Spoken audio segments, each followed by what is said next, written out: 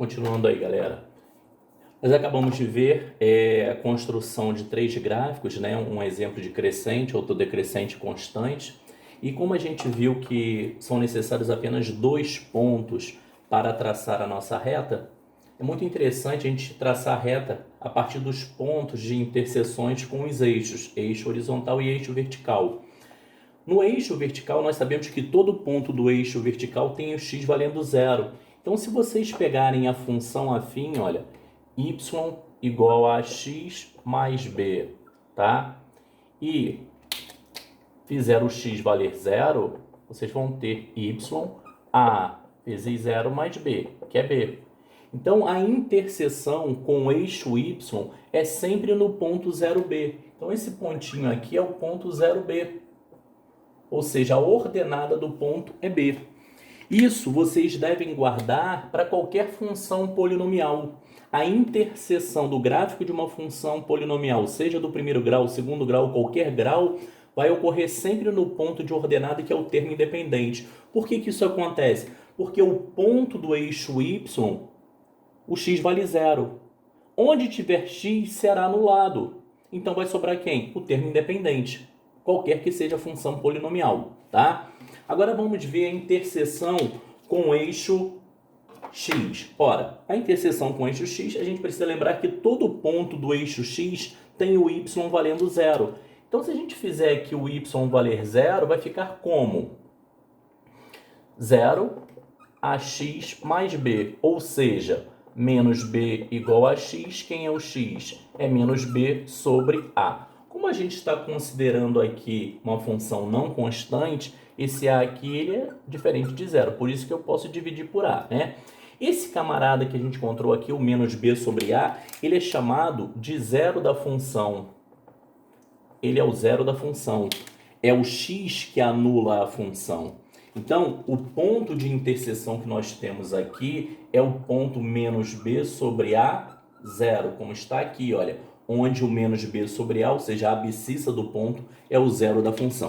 É uma outra informação que a gente tem que levar para qualquer função, qualquer que seja a minha função. Quando eu traçar o gráfico dessa função, se tiver ponto de interseção com o eixo x, significa que a abscissa daquele ponto é o zero da função. Então, caminhando aí, informação então bem importante. Prosseguindo, vamos lá, galera. Gente, aqui nós temos o cálculo do coeficiente angular da reta. O gráfico da função afim é uma reta não vertical.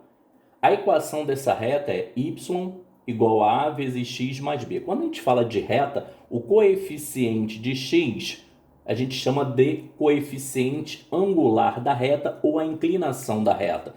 A reta vai formar um ângulo com o eixo x. Esse ângulo, nós vamos já falar sobre ele. Então, ó, esse ângulo ele é medido no sentido anti-horário do eixo x para a reta, tá? E esse bzinho aqui será chamado de coeficiente linear. Esse b, como nós já vimos, ele é a ordenada do ponto onde a reta vai cortar o eixo y. Então, nós vamos deduzir aqui o cálculo para o coeficiente angular, que é isso daqui, ó, yb menos ya sobre xb menos xa. Como nós vamos fazer isso? Nós vamos ter que pegar 2 pontinhos dessa reta. Vou pegar esse ponto aqui, vou pegar esse daqui, vou chamar esse ponto de A e esse ponto de B. Então, olha só, gente. Peguei o ponto A, todo ponto aqui pra gente no plano tem 2 coordenadas, um x e um y. Então, chamei x do ponto A, y do ponto A. Peguei o ponto B, x do ponto B, y do ponto B. Agora, tem uma relação muito importante que eu já comentei com vocês, o seguinte: se um ponto pertence ao gráfico, significa que suas coordenadas respeitam a lei de formação. Isso quer dizer o quê? Quando eu pegar o x do ponto A, tem que gerar um y do ponto A, como está aqui. Se eu pegar o x do ponto B, o y tem que ser do ponto B, como está aqui. A partir dessas duas igualdades, nós conseguimos deduzir isso daqui. Basta pegar essa equação 2 menos a equação 1. Observem, ó, yb menos ya no primeiro membro. Isso menos isso no segundo membro. Eliminando aí os parênteses. Como aqui não tem sinal, mantenho o que está ali dentro. Como aqui é negativo, troca esse sinal e esse. Vou cancelar esse mais b com menos b. Como A ele é comum, eu posso colocar o A em evidência. Isso dividido por isso, x de b. Isso por isso, menos x de A. Como A e B são pontos distintos, x de A é diferente de x de B. Logo, isso daqui é diferente de zero, eu posso dividir. Tá ok? Então, a gente chegou à conclusão que esse coeficiente angular é a variação do y sobre a variação do x. Vocês podem escrever assim também, olha. É YA menos YB sobre XA menos XB. Não tem problema trocar a ordem, mas se trocar em cima, tem que trocar embaixo, olha, tem que bater, tá vendo? YAXA, YBXB.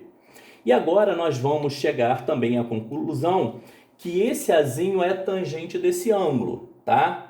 Então lá na física os professores gostam muito de usar o ΔY sobre o ΔX. O que é esse ΔY? É a variação do y e o ΔX é a variação do x. Então agora a gente vai mostrar que também é a tangente do ângulo. Então, continuando, como eu falei para vocês, vamos mostrar que é tangente do ângulo. Ora, tangente é uma razão trigonométrica. Então, o que eu vou fazer aqui? No ponto A, eu traço uma reta paralela ao eixo x.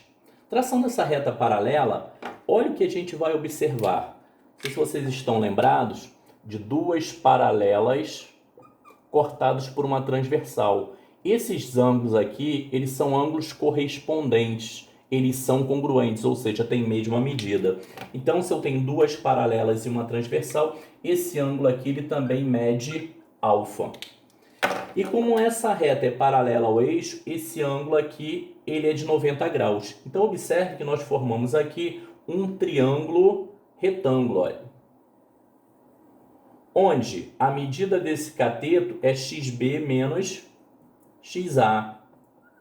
E esse outro cateto aqui é o YB menos o YA. Ora, tem um triângulo retângulo, tem o ângulo de referência alfa, conheço o cateto oposto, conheço o cateto adjacente. Que razão trigonométrica eu vou aplicar aqui? Tangente do ângulo. Então, a tangente de alfa é isso sobre isso.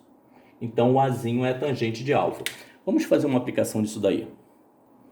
Olha só, gente, uma aplicação direta do que a gente acabou de ver. Nesse primeiro exemplo, nós temos aí o gráfico de uma função f, que é uma reta, corta o eixo y em 2, e esse ângulo aqui é de 45 graus. Eu quero chegar à lei de formação dessa f. Então, como é uma reta, essa f é ax mais b. Tranquilo? Agora, quem é esse a? Esse a aqui é a tangente do ângulo que a reta forma com o eixo x. Mas lembrando, não é esse ângulo aqui, é esse, olha. É do eixo para a reta no sentido anti-horário. Como eu tenho aqui um ângulo de meia volta, ou seja, um ângulo raso, 180 graus, 180 menos 45, isso aqui é 135. Então, quanto vale esse A? Esse Azinho ali, ele é tangente de 135 graus. Ora, a tangente de 135 graus é menos a tangente de 45. Lembrando aí, a tangente de 45 vale 1, então isso aqui é menos 1. Então, a minha função f ali é ax. Então, é menos 1 vezes x, vai ficar menos x. E agora está faltando o b. Mas quem é esse b? Nós já vimos que o b é a ordenada do ponto de interseção com o eixo y. O b vale 2. Logo, a lei de formação é f de x igual a menos x mais 2. Vou fazer um outro exemplo com vocês. Nosso segundo exemplo, nós temos aqui novamente uma reta. Então, eu quero descobrir a lei de formação da g. Por se tratar de uma reta, estou falando de uma função afim, ou seja, g de x é ax mais b. Então, logo de cara, eu sei que o b vale 1, né? Então, aqui é o meu b. Agora, e o a? Mas, professor, eu não tenho ângulo. Não tem problema. O que nós podemos fazer? Nós podemos construir um triângulo retângulo e calcular a tangente, tá? Observe, eu não tenho ângulo, mas eu tenho possibilidade de calcular a tangente. Se eu traçar a paralela aqui ao eixo x, eu consigo formar o meu triângulo retângulo, né? Quanto mede esse cateto? De 0 a 4 vai medir 4. E de 1 a 3 vai medir 2. Então, eu conheço o cateto oposto e o cateto adjacente. Tangente de alfa é 2 sobre 4. Ora, 2 sobre 4, isso simplificando é meio. Então, a minha lei de formação já está pronta. Ó. G de x é o quê? AX meio x mais o B, que vale 1. Essa é a lei de formação. Tranquilo? Agora o seguinte, professor, e se esses pontos estiverem muito distantes e eu não tiver como montar esse triângulo? Aí é só fazer o quê? Esse Azinho é o ΔY, esse 2, na verdade, ele é o ΔY sobre o ΔX, né? Então, valeu, gente. Até o próximo.